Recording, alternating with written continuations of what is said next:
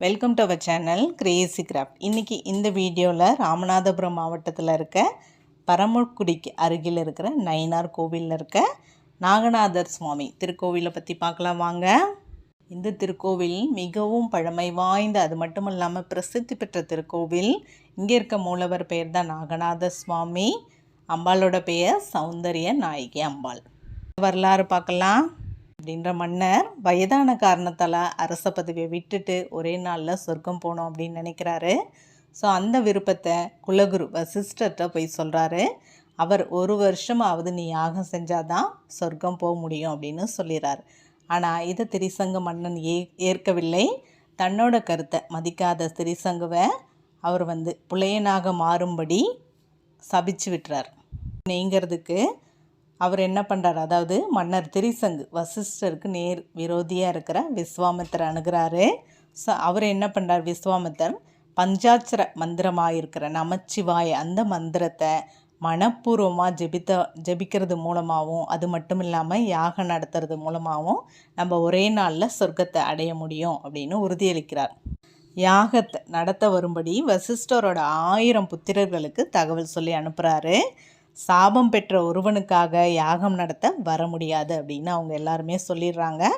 தன்னோட கருத்தை மதிக்காத அவங்கள வேடர்களாக அவங்க சாப விமோசனம் கேட்குறாங்க. ஸோ அதனால் அங்கே தெற்கே உள்ள மருதூர் காட்டில் சிவபூஜை செஞ்சு விமோச்சனம் பெறலாம் அப்படின்னு சொல்லிடுறாரு. அதன்படியே அவர்கள் அந்த காட்டில் உள்ள புனித தீர்த்தங்களில் நீராடி அங்கே இருக்கிற நாகநாதரையும் வணங்கி சாப விமோச்சனம் பெறாங்க. அதான் இந்த மாதிரி நாகதோஷம் உள்ளவங்க வணங்கினாங்கன்னா திருமண தடை, தொழில் தடை இதெல்லாம் நீங்கும் அப்படிங்கிறது ஐதீகம் இருக்குது. புற்றடியில் நாகம் வசிப்பதாகவும் நம்பப்படுது. பூசிக்கிட்டோம் அப்படின்னா தீராத நோயெல்லாம் தீரும். இங்கே இருக்க கருணை கடலாக இருக்க இந்த அம்பாள் முகப்பொலிவை தருபவள். அதாவது இந்த அம்மனை நாம் வழிபட்டோன்னா நமக்கு எதனா சரும நோய்கள் இருந்தால் தீரும். இருக்க வாசுகி தீர்த்தம் ரொம்பவுமே புனிதமானது. இதில் நீராடினா சகல தோஷமும் நீங்கி செல்வ வளம் பெருகும். இங்கே இருக்க நாகநாத சுவாமி துலாக்கோல் போன்று நீதி வழங்குபவராக இங்கே வீற்றிருக்கிறார்.